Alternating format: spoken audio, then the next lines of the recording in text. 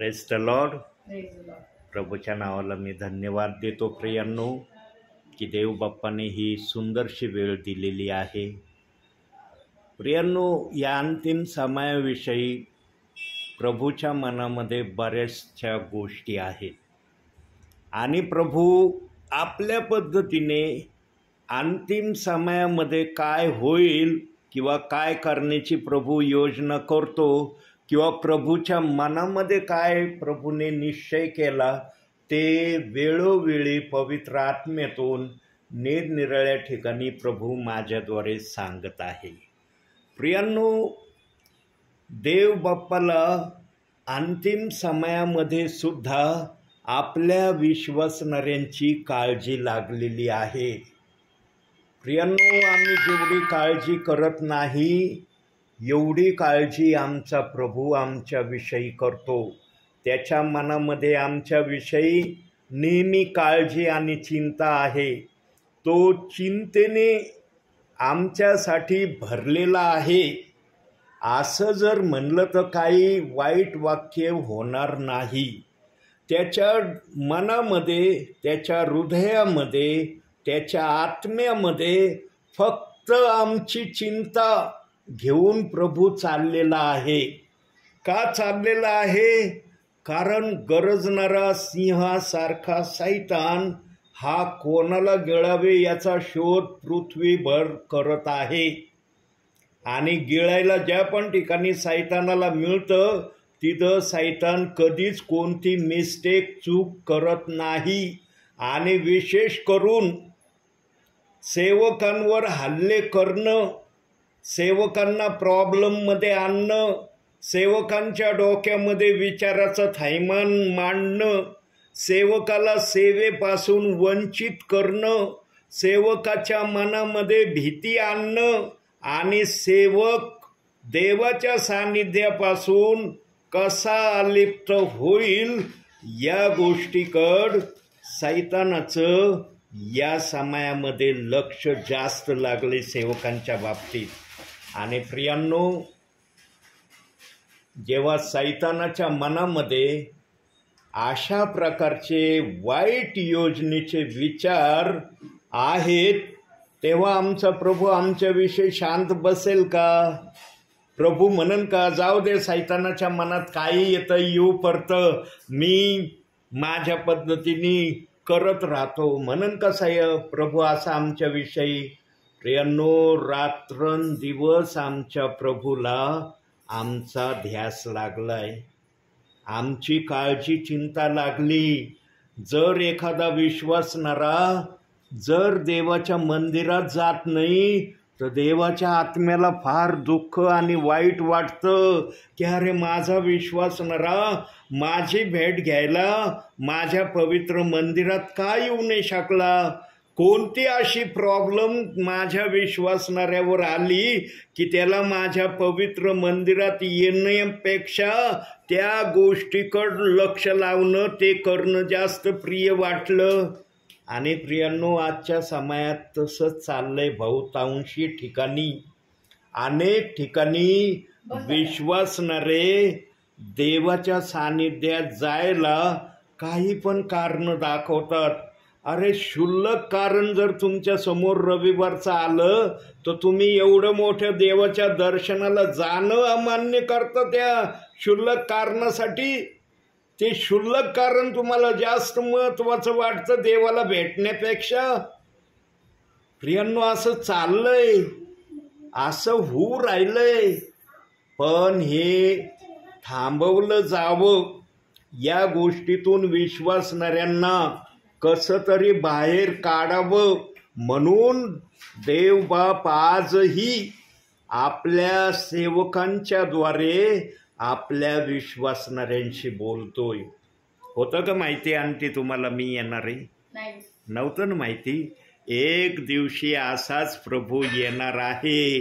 जसा आज हा सेवक आलाय तसा एक दिवशी प्रभू येईल आणि आपल्या प्रियजनांना घेऊन जाईल.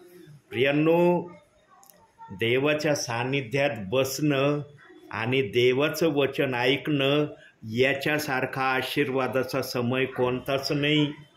याचं जरी महत्त्व आज विश्वासणाऱ्यांना तेवढंसं प्रिय वाटत नसलं ना, पण जेव्हा प्रभूच्या सानिध्यामध्ये त्यांचे आत्मे उभे राहतील त्यावेळेला प्रभू म्हणन, माझा वयोवृद्ध सेवक जे बोलत होता ना माझ्या आत्म्याच्या प्रेरणेने, की देवाच्या सानिध्यात बसणं आणि देवाचं वचन ऐकणं याच्यासारखा आशीर्वादाचा समय कोणता नाही.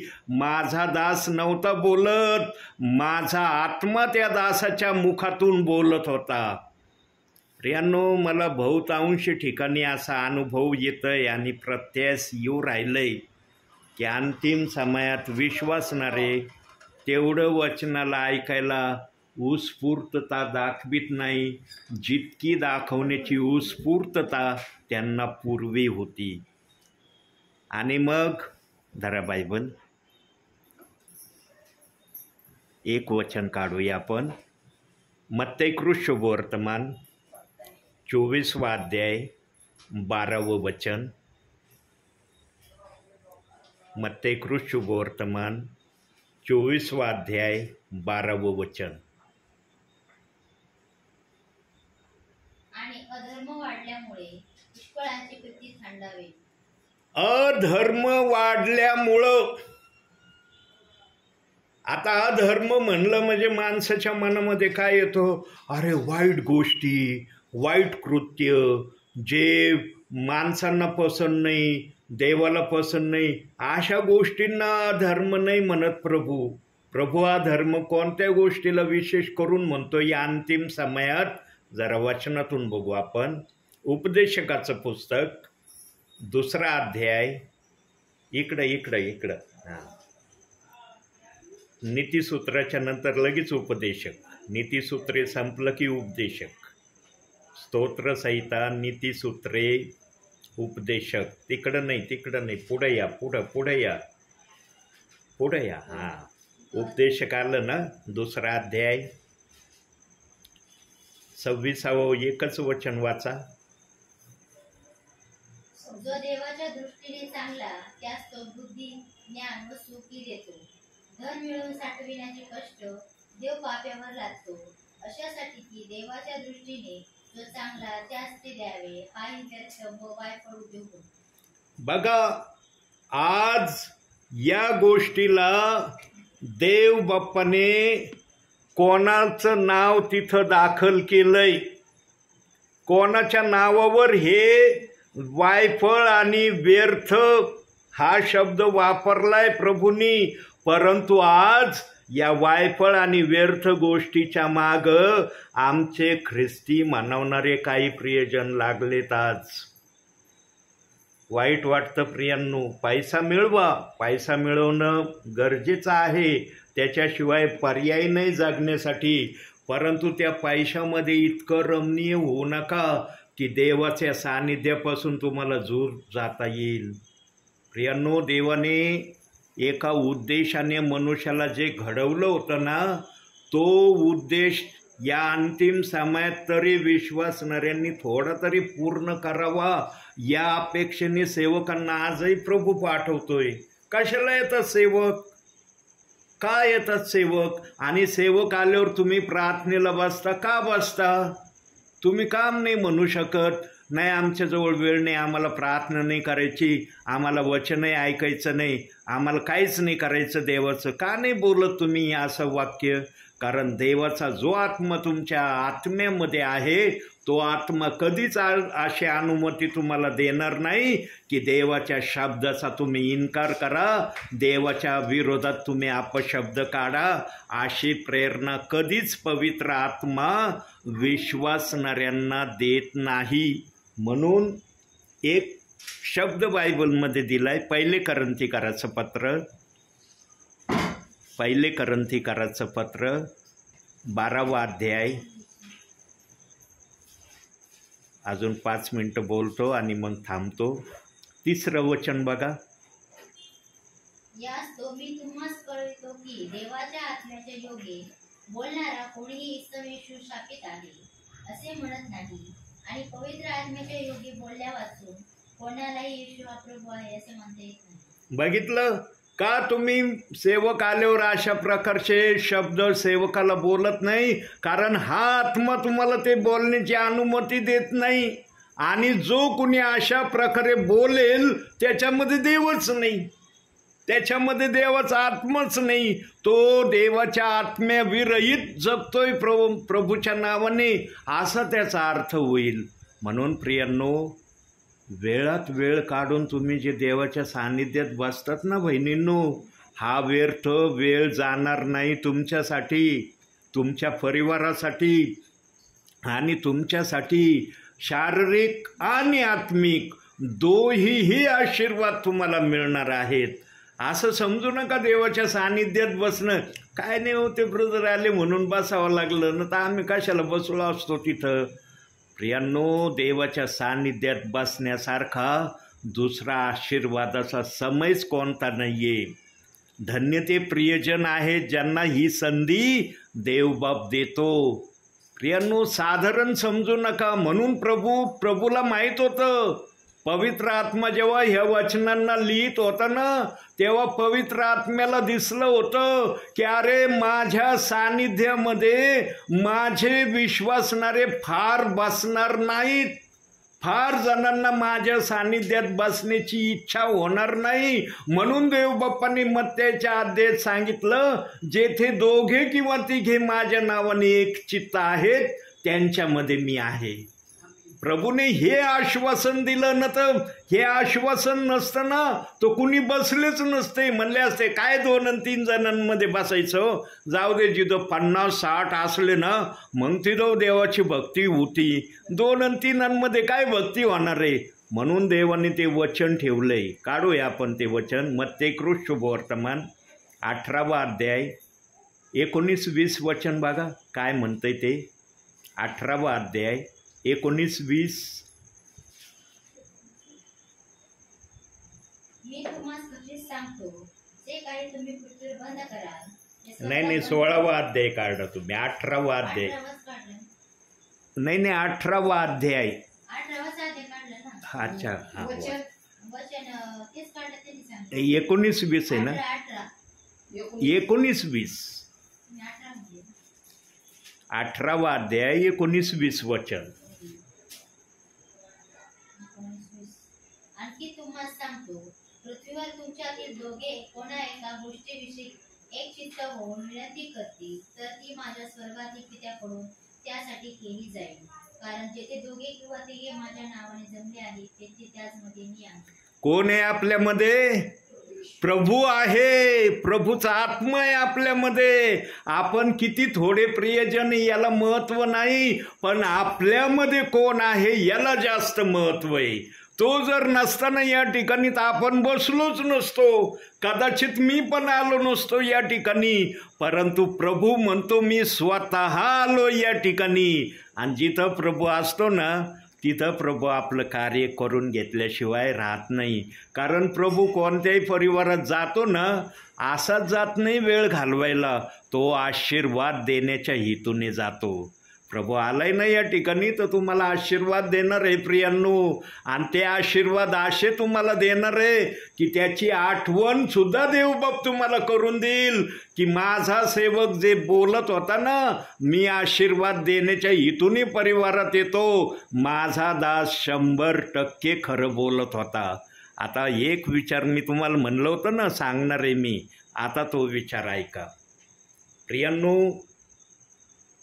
येणाऱ्या दिवसामध्ये, आणि हा विचार मला काल मनोज टेलोरे संदेश देत होते ना, जेव्हा त्यांच्या डोळ्यातून अश्रूंच्या धारा चालल्या होत्या, अश्रूंच्या धारांनी त्या इतक्या चांगल्या सेवकाने काल संदेश दिला प्रियांनो.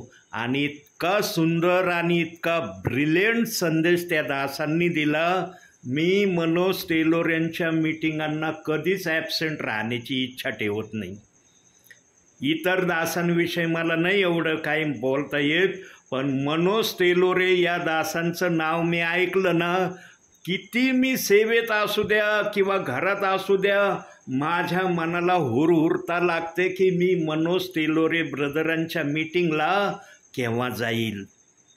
आणि काल मला ते मीटिंगला जाण्याची देवबाप्पांनी संधी दिली आणि त्या ठिकाणी गेलो. मला खरंच आनंद वाटला की माझं या ठिकाणी येणं व्यर्थ झालं नाही. असा संदेश त्या दासाच्या मुखातून ऐकला मी आणि इतके सुंदर शब्द ऐकले. रडून संदेश सांगणं सोपं नका समजू प्रियांनो. प्रभूच्या आत्म्याच्या उपस्थितीमध्ये देवाचा सेवक डोळ्यातून घळघळ घळघळ अश्रू गळतात आणि विश्वासणाऱ्यांना वचन सांगत आहे देवाचा सेवक. ही सोपी गोष्ट नाही, ही फार आशीर्वादाची बाब आहे. या आशीर्वादाची परिकल्पना सेवकाला शब्दाने पूर्ण करता येणार नाही, इतकी आशीर्वादाची ती घटना आहे. प्रियांनो, त्यावेळेस ते दास बोलत होते ना, तेव्हा माझ्या मनामध्ये देवबाप्पाने एक विचार दिला आणि एवढंच विचार सांगणार मी आणि एक वचन दाखवणार आणि प्रार्थना करणार. जेव्हा ते संदेश देत होते तेव्हा माझ्या मनामध्ये प्रभू बोलत होता. प्रभू म्हणला, आता मी माझ्या वचनाची निंदा थांबवणार आहे. काय बोलला प्रभू? मी आता माझ्या वचनाची निंदा थांबवणार आहे. आणि सध्या मला चांगल्या प्रकारे माहीत आहे, काही विश्वासणारे, काही सेवक प्रेषितांची कृत्ये 2 अध्याय 38 वचन म्हटलं की त्यांना त्या वचनाचा रेफरन्स ऐकायची इच्छा होत नाही. तर ते वचन ऐकणं तर त्यांच्यासाठी फार लांबचा प्रश्न उभा राहतो. पण देव म्हणला, मी आता माझ्या वचनाची निंदा थांबवणार आहे. प्रियांनो, या वचनाची निंदा कोणी आणली? मुख्यत्वे करून कोण दोषी आहेत या वचनाची निंदा विश्वासणाऱ्यांमध्ये फैलवणारे? वचनातून बघू. तुम्हाला म्हणलं ना एक वचन दाखवणारे. एहेजकेलाचं पुस्तक 34 अध्याय 10 वचन. एहेजकेल, इर्मायानंतर यशाया, इर्माया तिकडं ना. हां बघा, पुढं जा अजून पुढं. बघा, हे कोणतं आलं पुस्तक? मला नाव सांगा पुस्तकाचं. 34 अध्याय 10 वचन. एकच वचन वाचा. प्रभू परमेश्वर म्हणतो, पहा, मी मेंढपाळांच्या विरुद्ध आहे. त्यांच्यापासून मी आपल्या मेंढराचा हिशोब मागेन. माझा कळप चालण्याची त्यास मी बंदी करीन. त्याला स्वतः चारावास मिळणार नाही. मी आपली मेंढरे त्याच्या तोंडातून सोडवीन, म्हणजे यापुढे ती त्यास भक्षावयास सापडणार नाही. आता आपण हे संपूर्ण डिटेल वचन फोडून सांगणार नाही प्रभू तुम्हाला, पण सुरुवातीचे 1-2 वाक्य वाचा त्याचा वचनाचे. परमेश्वर म्हणतो, पहा, मी मेंढपाळांच्या विरुद्ध आहे. त्यांच्यापासून मी आपल्या मेंढरांचा हिशेब मागेन. बस एवढ्याच एका गोष्टीला आपण थोडक्यात 1-2 मिनिटात बघू. प्रियांनो, पाळकाकडून, मेंढपाळाकडून मेंढरांचा हिशोब घेतला जाणार आहे. कोणता हिशोब घेतला जाणार आहे? सर्वच मेंढपाळांकडून घेतला जाणार नाही हा हिशोब. तिथं वचन सांगत नाही सर्व मेंढपाळांपासून मी हिशोब मागन. काही मेंढपाळांकडून हिशोब मागितला जाणार आहे मेंढरांचा. कशाविषयी मागितला जाणार आहे? काही देवाच्या सेवकांनी, मेंढपाळांनी विश्वासणाऱ्यांना प्रेषित 2:38 वचनाविषयी अपशब्द, गलत विचार, गलत वाक्य, गलत गोष्टींनी त्यांचे मन भ्रमित करून टाकले आहेत. आणि काही विश्वासणाऱ्यांचे मन आजही भ्रमित आहेत. आजही त्यांना त्या वचनाचा रेफरन्स ऐकला की त्यांना त्या वचनाविषयी आदर येत नाही त्यांच्या मनात. या वचनाची निंदा करणारे किंवा या वचनाचा अपप्रचार करणारे देवाचा आत्मा मेंढपाळांना म्हणत आहे.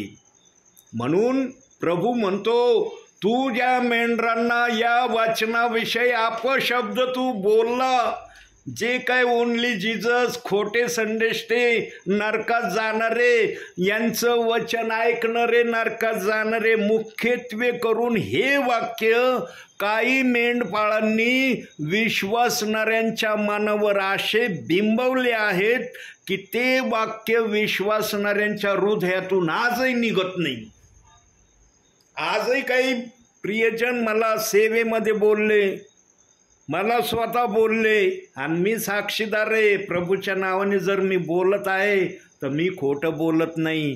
काही जण मला म्हणले, ब्रदर तुम्ही ओनली जीजस आहे, तुम्ही खोटे संदेश खोट्या संदेश त्याचा ऐकल्यावर आम्ही स्वर्गात कसं काय येणार? खोट्या संदेश त्यांना स्वर्गात जागा नाही आहे. सांगा, देवाचा आत्मा, पवित्र आत्मा मला देवाचं वचन खोटं सांगायला तुमच्यापर्यंत पाठवीन का? देवाचा आत्मा म्हणन का जा खोटं वचन सांगायला माझ्या विश्वासणाऱ्यांकडं? परंतु विश्वासणारे असे बोलल्याशिवाय राहिले नाही. आणि काही विश्वासणाऱ्यांनी तर वचन देखील ऐकलं नाही प्रियांनो. पण हे सुरुवातीला माझ्याबरोबर झाल्या घटना, आता अशा घटना माझ्याबरोबर होत नाही. आता ज्या प्रियजनांनी मला त्या समयात निंदिलं होतं तेच प्रियजन आज या दासाचा फार आदर सत्कार करतात. आणि त्या प्रेषित 2:38 वचनाविरोधात जे बोलत होते तेच प्रियजन म्हणतात आम्हाला या वचनाची आता पूर्ण माहिती सांगा.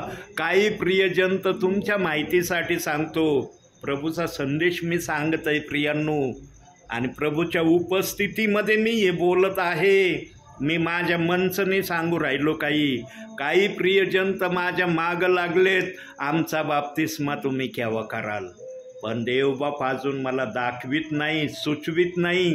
कारण देवाच्या उपस्थितीमध्ये तो बाप्तिस्मा व्हावा ही माझी इच्छा आहे. कारण जगातले प्रियजन कोणाची प्रॉपर्टी आहे? प्रभूची प्रॉपर्टी आहे. आणि प्रभूच्या प्रॉपर्टीला प्रभूच्या इच्छेप्रमाणेच करणं सेवकाचा मुख्यत्वे करून हेतून उद्देश असला पाहिजे.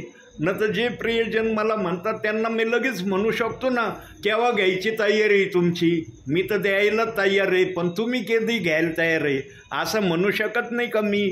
पण मी एकाही विश्वासणाऱ्याला अजून असे उद्गार काढले नाही. फक्त काय म्हणले त्यांना, प्रभू आपल्या समयामध्ये तुमचा बाप्तिस्मा करील, तोपर्यंत तुम्ही ते वचन वाचा, प्रभूकडे आपल्या पापाची क्षमा आणि पश्चाताप करत राहा. एक दिवशी प्रभू तुमच्याशी बोलेल. ज्या दिवशी प्रभू तुमच्याशी बोलेल त्याच दिवशी प्रभू माझ्याशी बोलेल आणि मला सांगल की हे प्रियजन आता एकदम तयार रेडी आहेत, यांचे बाप्तिस्मे करायला तू उशीर करू नको. आणि मग बायबलमध्ये शंडाचा जो दाखला दिलेला आहे की शंडाने फिलिपाकडून वचन ऐकलं आणि जाता जाता पाणी लागलं, तेव्हा शंड म्हणाला फिलिपाला, हे पाणी मला बाप्तिस्मा घेण्यास मनाई करील का? तेव्हा फिलिप म्हणला, नाही, हे पाणी मनाई नाही करणार तुला. मग शंड म्हणला, माझा बाप्तिस्मा कर. आणि फिलिपाने लगेच शंडाचा बाप्तिस्मा केला. असं बायबलमध्ये आम्ही प्रेषितांची कृत्ये 8व्या अध्यायाच्या 43च्या खाली वचनामध्ये वाचतो. प्रियांनो, देवाचा सेवक देवाच्या इच्छेप्रमाणे सर्व काही करणारा असतो. पण कधी कधी विश्वासणाऱ्यांना असं वाटतं आम्ही वचन ऐकलं आणि भावनेआवेशी लगेच बोललं की सेवक लगेच आमचा बाप्तिस्मा करतील. असं आत्म्याने आलेला सेवक कधीच करत नाही प्रियांनो. त्याला प्रभूंनी दाखवल्याशिवाय तो बाप्तिस्मा करत नाही. म्हणून प्रियांनो, तुम्ही धन्य आहात की तुम्ही देवाचं वचन ऐकत आहात. आणि देवाने मला दाखवलं, काल जेव्हा मनोज तेलोरे संदेश देत होते तेव्हा प्रभू मला म्हणला, आता मी काही सेवकांच्या मुखातून प्रेषित 2:38 वचनाची सुवार्ता सांगणार आहे. ज्यांनी या वचनाला निंदिलं आहे, या वचनाच्या विरोधात बोललेले आहेत, त्या काही सेवकांना प्रभू उभं करणार आहे आणि ते हे वचन विश्वासणाऱ्यांना सांगणार आहे. आज मी हे वचन सांगण्यासाठी निरनिराळ्या ठिकाणी जात आहे. निरनिराळ्या गावांमध्ये या वचनाची मी सुवार्ता घोषणा केली. परंतु येणाऱ्या दिवसामध्ये देवबाप आता काही सेवकांच्या मुखातून प्रेषित 2:38 वचनाची त्यांच्याकडून सेवा करून घेणार आहे. आणि विशेष करून कोणाकडून करून घेणार ही सेवा? ज्या सेवकाने सर्वात जास्त निंदा प्रेषित 2:38 वचनाची केली त्या सेवकांच्याच मुखातून हे वचन ऐकवलं जाणार आहे. माझ्याबरोबर घडलं बरं का प्रियांनो.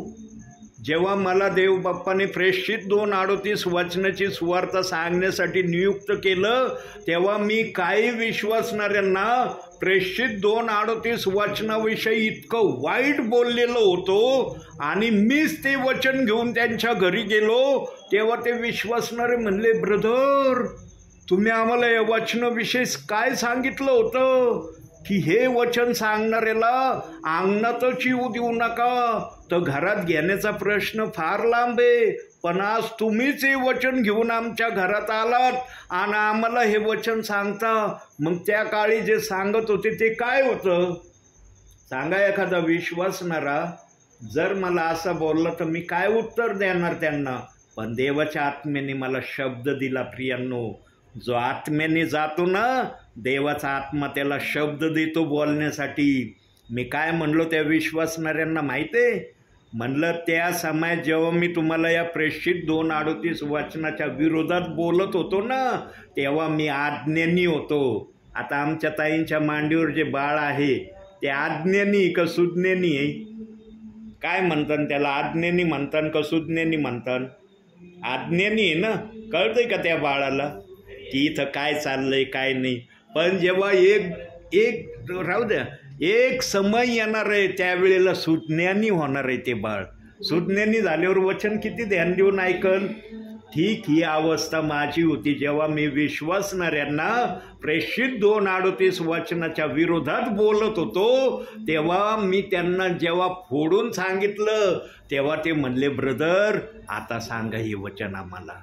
तुम्ही आम्हाला योग्य उत्तर दिलं आणि ते विश्वासणारे आज या वचनामध्ये मजबूत होत चाललेत. प्रियांनो, येणाऱ्या दिवसामध्ये मला जे देवबाप्पांनी दाखवलंय काही सेवकांच्या मुखातून प्रेषित 2:38 वचनाची सुवार्ता देवबाप सांगून घेणार आहे. आणि विशेष करून त्या सेवकांच्या मुखातून होणार आहे ज्यांनी या वचनाची खूप निंदा केली. इतकी भयंकर निंदा केली की सेवक जर प्रार्थनेला आले तर सेवकाला बोलायला देखील ते घाबरले नाही. निंदेचे वाक्य अपशब्द आणि सेवकाला इथं आमच्या इथं प्रार्थनेला येऊ नका हे शब्द बोलण्यापासून पण काही जणांनी माघार घेतली नाही. सेवकांनी त्या सेवकांच्या मुखातून देवबाप येणाऱ्या दिवसामध्ये या प्रेषित 2:38 वचनाची घोषणा करून घेणार आहे. प्रियांनो, देवाचं वचन साधारण वचन समजता का? की कुणी उठावं त्या वचनाविषयी काही बोलावं, काही त्यांच्या मनात ध्यानात येईन ते शब्द बोलत राहावा असं ते वचन आहे. इतकं निंदेचं वचन ते देवबाप्पाने बायबलमध्ये ठेवलंय की देवाचे सेवक तर निंदा करतातच करतात पण विश्वासणारे तर डबल निंदा करू राहिले त्या वचनाची. म्हणून प्रियांनो, येणाऱ्या दिवसामध्ये देवबाप असं महान कार्य करून घेणार आहे. म्हणून आता मी या ठिकाणी थांबत आहे. पण हे धन्यतेचे शब्द ऐकण्यासाठी देवबाप्पाने तुमची निवड केली. किती धन्यतेचे शब्द तुम्ही ऐकत आहात प्रियांनो. आणि हे धन्यतेचे शब्द पूर्ण महाराष्ट्रामध्ये ऐकवले जाणार आहेत. कारण इथं काय चालली? रेकॉर्डिंग चाललेली आहे आणि संदेश रेकॉर्ड होत आहे. आणि हा संदेश रेकॉर्ड झाल्यावर डाउनलोड करून मी आपल्यापर्यंत पाठवणार आहे. प्रियांनो, तुमच्यासारखे आशीर्वादित आणि धन्य प्रियजन कुणी नाही की देवबाप्पाने इतकं महान विचार त्याच्या मनामध्ये जो मला त्याने दिला तो विचार या ठिकाणी सांगण्यासाठी देवबाप्पाने मला पाठवलं. प्रियांनो, याच्यासारखा आशीर्वादाचा क्षण माझ्या माहितीप्रमाणे तर कोणताच नाही. आता तुमच्या मते तुम्ही कसा त्या क्षणाला घेता किंवा कसा त्या क्षणाचा तुम्ही विचार करता हे तुमच्यावर अवलंबून आहे. पण मी माझ्यातर्फे सांगतो प्रभूच्या उपस्थितीमध्ये की जे तुम्ही ऐकलं त्याच्यासारखं वाक्य ऐकणारे दुसरे आशीर्वादित कुणीच नाही. म्हणून किती संख्या आहे ऐकण्यासाठी या ठिकाणी, किती प्रियजन बसलेत हे ऐकण्यासाठी, बोटावर मोजण्यासारखे. म्हणून देवबाप्पाने वचन पण दिलं, जेथे दोघे किंवा तिघे माझ्या नावाने एक चित्त आहेत त्यांच्यामध्ये मी आहे. प्रियांनो, तुमच्यामध्ये प्रभू आहे आणि प्रभूच्या उपस्थितीमध्ये तुम्ही देवाचं वचन ऐकत आहात. याच्यासारखा आशीर्वाद कोणता आहे सांगा मला, असला तर सांगा.